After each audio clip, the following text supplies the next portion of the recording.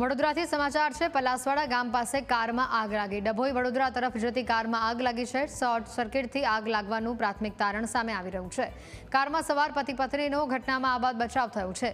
આગની ઘટનામાં કાર સળગીને ખાખ થઈ ગઈ હતી। વડોદરા ફાયર ફાઇટરોએ ભારે જહેમત બાદ આગ ઉપર કાબુ મેળવ્યો છે। વહેલી સવારે આગની ઘટના બની હોવાની વિગતો સામે આવી હતી।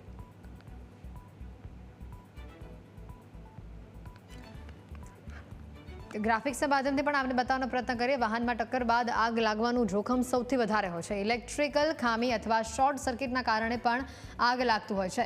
સાથે પેટ્રોલ અથવા ગેસ જો લીક થતો હોય તમને એની જાણ ન હોય તો પણ આગ લાગી શકે છે।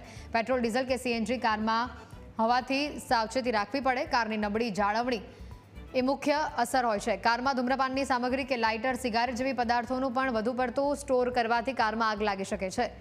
કારના વાયરિંગ સાથે જો છેડછાડ કરવામાં આવે તો પણ આગની ઘટના બની શકે છે। હાઇબ્રિડ કારમાં આગ લાગવાના કિસ્સા સૌથી વધુ સામે આવે છે। વાહનમાં ટક્કર બાદ આગ લાગવાનું કારણ સૌથી વધુ હોય છે।